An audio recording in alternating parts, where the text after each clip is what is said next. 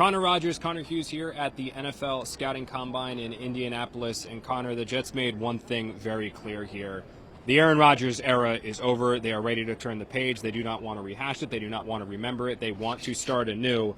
One quarterback that was on the roster last year, though, is back. He's under contract in addition to Jordan Travis, but we're basically talking here about Tyrod Taylor. Yeah, with Tyrod, you know that when he's available to play, you get a guy that can go out there and win you games. Yeah. And that's something Aaron Glenn hinted at right at this press conference right away, is that they have the full confidence that Tyrod can start for them, in this league. The question with Tyrod is always the longevity across one season, Connor, and that's something that I think internally I'm sure the Jets are aware of, where you probably got to get into the pro market and add a guy, and you could still keep your, kind of the door open to draft a guy. You brought up Jordan Travis. We just have no idea what his return from injury is ever going to look like at this point right now. So I think at the end of the day with Tyrod, I'm sure, you could speak to this too. Players in that locker room really like him. There's confidence that he can go out there and win you games. But in this league, with the amount of injuries to quarterbacks, especially older quarterbacks that have some mobility, you always need more of an insurance policy as well. Yeah, the players love him. I mean, this was a guy that received votes for captain despite being the backup quarterback. That says a lot. Yeah, and you touched upon the durability. That is a very, very real thing. I got a chance to watch Tyrod for 2 years when he was the quarterback of the Giants, and you saw it even in training camp practices where stats don't count. He holds the ball a very, very long time. And by holding the ball a very, very long time, that leads to sacks. Even if you get the ball away, it leads to hits. You saw it in the preseason. You saw it in the regular season. That hurt against the Jets. Yeah, in his spot duty accident. Yeah, Michael Clemens. Big hit for Michael Clemens. But those are things that they need to work on. I actually talked to Aaron Rodgers in training camp this past year, and he said that he felt that Tyrod Taylor getting a chance to watch him, even in his older age, 35, 36 years old, seeing how Aaron avoided hits, seeing how Aaron processed, Rodgers thought that could actually help Tyrod and believed that he saw it help Tyrod at different points in training camp and then when he was running the scout team. We'll see if that's certainly the case if Tyrod Taylor is, in fact, the Jets starting quarterback week 1 of next year. But the Jets do also have some other question marks around this team, I would say, Connor, and it does center at the receiver position. We know Garrett Wilson's going to be back. It certainly actually sounds like the Jets are going to commit to him potentially long term. Devontae Adams, Allen Lazard. The Jets wouldn't say it here in Indianapolis, but it would be a big, big surprise if either of those two guys are back. That's a lot of targets to go around in this offense, especially when you factor in that Tyler Conklin is ready to hit free agency as well. So this pass game, I mean, they need a lot of help. It's hard to project a big roll forward for Malachi Corley. Anything in that direction would be just a bonus at this point. So I think when you're looking at the draft, Connor, that could start with the 7th overall pick. If you go Tet McMillan route, the wide receiver from Arizona, you could look to take a wide receiver on day 2, and that player very well could be the number 2 wide receiver for this team.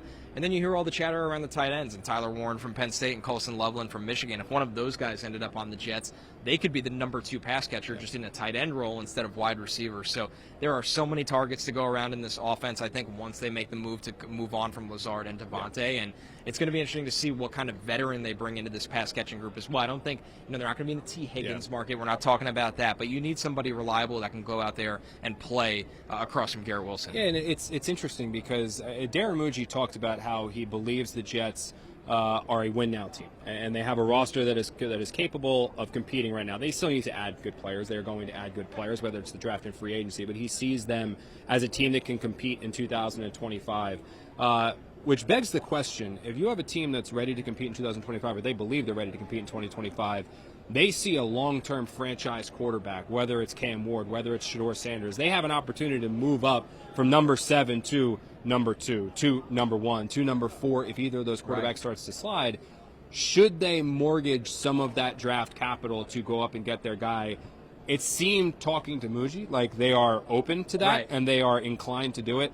I don't necessarily know if that's the right decision here, Connor, because, the Jets are better than they've been in past years. The Jets certainly have more playmakers than they have in past years, but this isn't a perfect team. And, in fact, last year I think exposed some of the holes that this team has. There's probably 6 or 7 spots that they really do need to fill. And I liked Muji's caveat immediately after. We could also trade back. Yeah. So that was pretty good. I think when you look at it, I'm with you, Connor, because look at all the needs, right? You just rip them off, maybe both safety spots, obviously a defensive tackle, obviously maybe a corner. And then offensively, we know multiple tight ends, multiple wide receivers, a right tackle. We didn't even get any of that yet.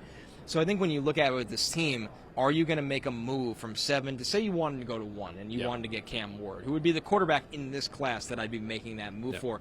Is that going to cost you the 42nd pick in this draft and then multiple, a 1 and a 2 next year? And who knows beyond that? leaves you with not a lot of capital to figure out a lot of roster building. So that's the fine spot where you really. But at the end of the day, you get a guy that you think can lead you, to a lot of wins and gives you the most upside at the quarterback position. But I think this team has too many needs, Connor, where he'd have to slide a little bit. Maybe you call Jacksonville if he was there at 5 and go, okay, we're going to flip up. Yeah, we're going to flip up, because the Raiders be on him or anything like that, and it's going to cost a little less here, and we could still use our other draft assets to get needs. Yeah. One need that you did mention, it is right tackle. Morgan Moses, an unrestricted free agent. I would probably be surprised if he's back. He's older. He's going to want to win. He wants a Super Bowl ring.